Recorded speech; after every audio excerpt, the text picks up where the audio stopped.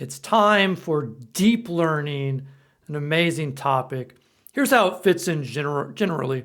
Artificial intelligence includes the machines themselves along with the intelligence. Machine learning basically is the computer algorithms that we use to learn from data. And deep learning is a specific subset of machine learning that we are going to highlight in this lesson. So, how is deep learning greater than machine learning? Well, it's particular use cases. So deep learning is definitely more mathematically intricate. You will see why. Deep learning performs better with unstructured data like text and images. Deep learning has an edge definitely when your data set is very large. You could think hundreds of thousands of rows, and more than that. Entries also include the number of columns as a factor. And deep learning is definitely at the cutting edge of many AI technologies in our world today, like robots, digital assistants, self-driving cars. Deep learning is all the rage. Okay, so how does it work? Well, let's build up and take a look at this particular diagram here. Okay, so what is this? Okay, this is actually linear regression. And you can see that you have some inputs, okay? And you can think of these x's as different columns, okay? You see the column label? So we have 4 columns here. And the goal, say, with linear regression or a machine learning model is to find the optimal weights, which are the multipliers, to get as close as possible to the correct output. Y hat, by the way, is your predicted output, not the actual output. It is your prediction. Okay, it's the actual output of the model, but it's not the actual Y value. Now, you can think of what you see here as one row of data, and you can picture depth for n rows. So, if you have 100 rows, imagine 3D, this has 100 going outward. Unlikely to have 100 rows, more likely tens of thousands of rows. Okay. And then what you do is you multiply x, capital X, meaning all the x's, by capital W, meaning all of the small w's, and you sum the results, okay? That's what this sum is indicating right here. So these are numbers, right? And you're going to pick a weight, and it's got to work for all of the rows, right? And that's the challenge here. But what you do is you then add up all these values, okay? x1 times w1, and you compare it plus x2 times w2 plus x3 times w3 plus x4 times w4, and you compare it to the actual result of y. It's like, how close are you? We want to get as close as possible. And then the idea, of course, is that you go back and you update these weights after your first run to try to find the best possible w's to minimize the error. Okay, this is how linear regression works. And it's essential that you sort of understand how this diagram works before we move forward. Okay. What about logistic regression? How is this different? Well, the setup is like the same. You have all these w's, you're going to multiply them by all your x's. And the difference is that after you add them together, okay, you don't just compare them to y. That's linear regression.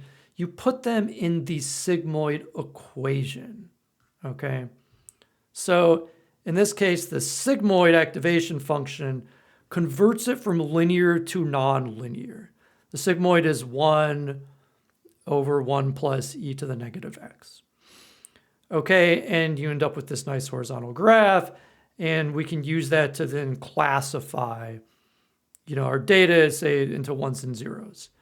And so this activation function is what we call it in deep learning, and it makes it nonlinear.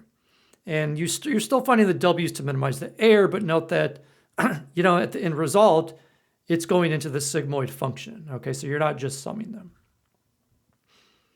Okay, this is also crucial because we need this idea of an activation function, which we've done with logistic regression, to really understand how deep learning works. Okay, so this would be a simple neural net. Okay, linear regression is a neural net. So is logistic regression, but they're actually simple ones because they only have the inputs and the outputs. Okay. The difference here for a general neural net would be that your activation function, which converts it to nonlinear, could actually be anything. Okay, it doesn't have to be the sigmoid. It could be tangent inverse. It could be ReLU.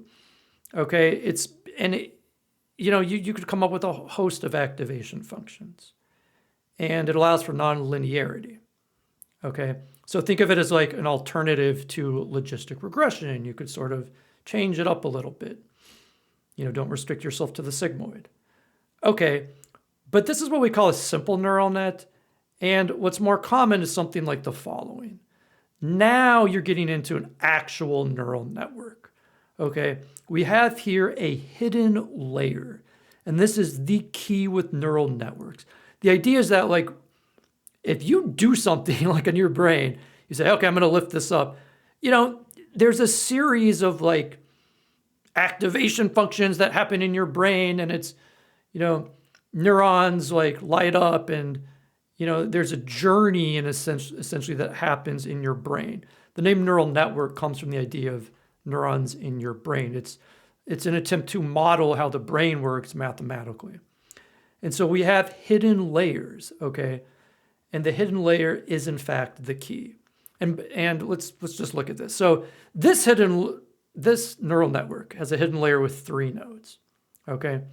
You could have many hidden layers with many nodes. This is not a common one, okay? I'm showing this because it's nice to visually see it. What's more common is to have more hidden layers with a lot more nodes, okay? And each of the nodes, like the hidden layers, in effect, contains an activation function. And so if you have like 3 hidden layers, you're going to have 3 activation functions. They're often the same. But now your output, what you're trying to predict, if it's regression and you're trying to get a certain value, it actually commonly does not have an activation function at the end. Okay, although, it could. And if it's a classification problem, you definitely want the sigmoid activation function at the end. Okay, so you got to pay careful attention as to what you're trying to predict based on your final activation function. Another piece I will mention here are the weights. So each of these red lines is a weight. Okay, so basically the more hidden layers, and the more nodes you have, the more weights you have. It is common in neural networks to have thousands of weights or more. Large language models can actually have more like billions.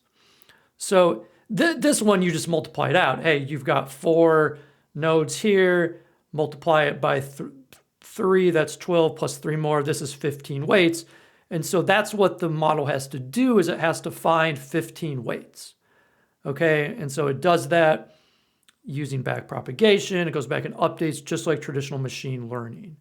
In effect, when you're building a neural network, what you're doing is you're picking the number of hidden layers, the number of nodes, and the activation functions. Okay, ReLU, by the way, is very common as an activation function, which basically it maps positive values to the positives. Standard straight line, but it maps negatives to 0. This has been shown to be very effective as an activation function. Okay, so this is an example of a neural network. This is what we are going to build. And here's another visual of maybe kind of a cool looking one, a little more realistic. I'll leave it to you to try to add up all the weights in this one, but this might be something, it's kind of interesting. More common, you can see it's more common sense that it's bigger, but how that's a lot of weights to actually find. And the algorithms are good at finding these weights. This is a neural network. Neural networks are, you start at the left, these are your columns of data, but you go through hidden layers. They're hidden in the sense that these values, they're there in your data set, and this value, what you're trying to get close to in supervised learning to predict. Okay, this is starting with supervised learning as the main idea of neural networks, which is where we will start.